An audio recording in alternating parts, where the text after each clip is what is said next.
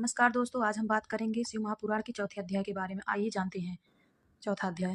चंचुला की शिव कथा सुनने में रुचि और शिवलोक गमन। ब्राह्मण बोले, नारी तुम सौभाग्यशाली हो जो भगवान शंकर की कृपा से तुमने वैराग्यपूर्ण शिव पुराण की कथा सुनकर समय से अपनी गलती का एहसास कर लिया। तुम डरो मत और भगवान शिव की शरण में जाओ।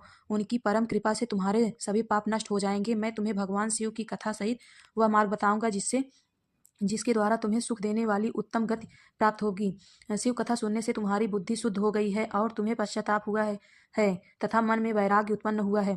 पश्चाताप ही पाप करने वाले पापियों के लिए सबसे बड़ा प्रायश्चित है। पश्चाताप ही पापों का शोधक है।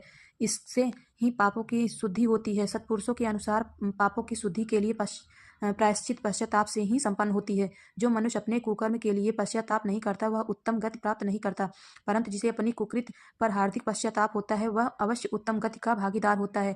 इसमें कोई शक नहीं है। शिव पुराण की कथा सुनने से चित्त की शुद्धि एवं मन निर्मल हो जाता है। शुद्ध चित्त में ही भगवान शिव व पार्वती का वास होता है। वह शुद्धात्मा पुरुष सदा शिव के पद को प्राप्त करता है। इस कथा का श्रवण सभी मनुष्यों के लिए कल्याणकारी है, अतः इसकी आराधना व सेवा करनी चाहिए।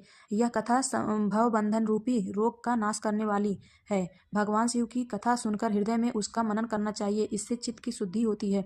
चित्त शुद्ध होने से ज्ञान और वैराग्य के साथ महेश्वर की भक्ति निश्चय ही प्रकट होती है तथा उनके अनुग्रह से दिव्य मुक्ति प्राप्त होती है। जो मनुष्य माया के प्रति आसक्त है वह इस संसार बंधन से मुक्त नहीं हो पाता है। हे ब्राह्मण पत्नी, तुम अन्य विषयों से अपने मन को हटाकर भगवान शंकर की इस परम पावन कथा को सुनो। इससे तुम्हारे चित्त की शुद्धि होगी और तुम्हें मोक्ष की प्राप्ति होगी। जो मनुष्य निर्मल हृदय से भगवान शिव के चरणों का चिंतन करता है उसकी एक ही जन्म में मुक्ति हो जाती है। सूत जी कहते हैं, सौनक यह कहकर वे ब्राह्मण चुप हो गए। उनका हृदय करुणा से भर गया। वे ध्यान में मग्न हो गए। ब्राह्मण का उक्त उपदेश सुनकर चंचुला के नेत्रों में आनंद के आंसू छलक आए। वह हर्ष भरे हृदय से ब्राह्मण देवता के चरणों में गिर गई और हाथ जोड़कर बोली, मैं कृतार्थ हो गई। हे ब्राह्मण, शिवभक्तों में श्रेष्ठ स्वामीन, आप धन्य हैं। आप परमार्थदर्शी हैं और सदा परोपकार से लगे रहते हैं। साधु, मैं नरक के समुद्र में गिर रही हूँ।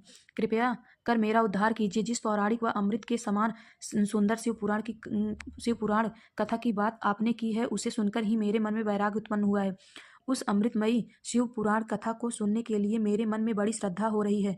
कृपया आप मुझे उसे सुनाइए। सूत जी कहते हैं, शिव पुराण की कथा सुनने की इच्छा मन में लिए हुए चंचुला उन ब्राह्मण देवता की सेवा में वहीं रहने लगी। उस गोकर्ण नामक महाक्षेत्र में उन ब्राह्मण देवता के मुख से चंचुला शिव पुराण की भक्ति, ज्ञान व वैराग्य बढ़ाने वाली और मुक्ति देने वाली परम उत्तम कथा सुनकर कृतार्थ हुई।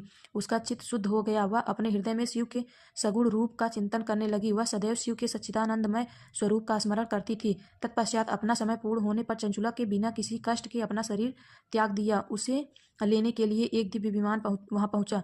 वह विमान शोभा साधनों से सजा था एवं शिव गुणों से सुशोभित था। चंचुला विमान से शिवपुरी पहुंची। उसके सारे पाप धुल गए। वह दिव्यांगना हो गई। वह गौरांगी देवी मस्तक पर अर्धचंद्र का मुकुट व अन्य दिव्य आभूषण पहने शिवपुरी पहुंची। वहां उसने सनातन देवता त्रिनेत्रधारी महादेव शिव को देखा। सभी देवता उनकी सेवा में भक्तिभाव से उपस्थित थे। उनकी अंग कांति करोड़ों सूर्यों के समान प्रकाशित हो रही थी। 5 मुख और हर मुख में 3-3 नेत्र थे। मस्तक पर अर्धचंद्राकार मुकुट शोभायमान हो रहा था। कंठ में नील चिन्ह था। उनके साथ में देवी गौरी विराजमान थी जो विद्युत पुंज के समान प्रकाशित हो रही थी। महादेव जी की कांति कपूर के समान गौर थी। उनके शरीर पर श्वेत वस्त्र थे तथा शरीर श्वेत भस्म से युक्त था। इस प्रकार भगवान शिव के परम उज्ज्वल रूप के दर्शन कर चंचुला बहुत प्रसन्न हुई। उसने भगवान को बारंबार प्रणाम किया और हाथ जोड़कर प्रेम, आनंद और संतोष से युक्त हो विनीत भाव से खड़ी हो गई। उसके नेत्र से आनंदाश्रुओं की धारा बहने लगी। भगवान शंकर व भगवती गौरी उमा ने करुणा के साथ सौम्य दृष्टि से देखकर चंचुला को अपने पास बुलाया। गौरी उमा ने उसे प्रेम पूर्वक अपनी सखी बना लिया। चंचुला सुखपूर्वक भगवान शिव के धाम में उमा देवी की सखी के रूप में निवास करने लगी।